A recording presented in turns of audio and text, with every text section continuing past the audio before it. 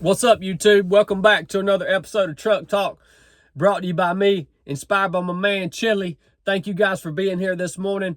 I'm going to talk to you guys about what I think we should do with the military. Yep, that's right. Should we disband the U.S. military as we know it today, as we understand it? And before I get into this, a lot of you guys are asking yourself, well, what the crap, man? Chad, sir, you served in the military. I get this all the time, man. You served in the military. You served this freaking tyrannical government. How can you advocate against it? It was a big part of your life. Yeah, you're exactly right. I'm totally fine with being honest with you guys. I was completely asleep to the level of corruption and tyranny and wickedness and evil that is the U.S. government. I was totally unaware of that for most of my life. I always thought, yeah, there's some bad players, there's some bad apples, in our government that are kind of advocating for kind of some wazoo crap and some, your Bernie Sanders types. And, I just thought that those were few and far between. And for the most part, surely the government of the United States of America had the interests of the people in mind, because their job is to represent the people, right? Well, guess what woke me up, man? 2020. I am so thankful that 2020 and 2021 is what it is, because it woke me up to how naive I was to the true agenda of government here in our country. So it woke me up and it changed my perspective on everything.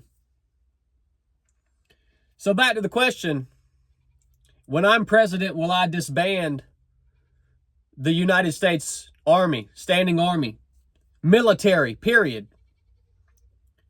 The answer is yes, I would. And why would I do that? Well, if you guys don't know by now, the military has become the strong arm of our government to impose its will upon the globe. That's what it's become. So our government has two strong arms. It has the bureaucracies such as the FBI, the CIA, the IRS. It has these bureaucracies who control the violence and impose the government's will upon the people here in our nation. And then it has the military, and the military is used to impose the government's will and enforce the government's agenda upon the globe, the other nations of this world. And that type of power should not exist, because it cannot be wielded by any human being. So how would we defend our nation? Well, we should still have military. We should still have militias. We should still have trained units that exist for the purpose of defense of our nation. That would be done on the state level. To me, the solution to everything is returning power and authority back to the states, because it decentralizes power. You guys have heard me talk about that before.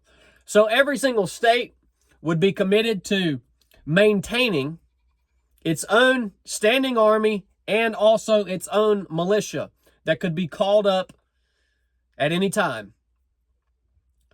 It's all about decentralization of power. In the beginning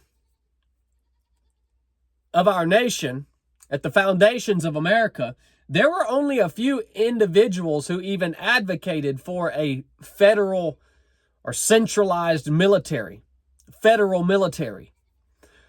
Most of our founding fathers wanted to keep military units on the state level.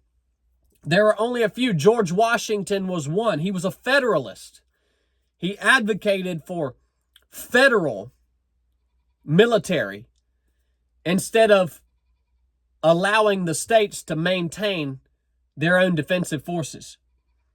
So he advocated for centralized power. Why? Because it gave him more power as president. See, there are not, I'm not going to say not any, but there are very few men who are immune from the desire for power and the desire to control other humans. Very few men. That's why things become centralized as they have become here in the United States of America.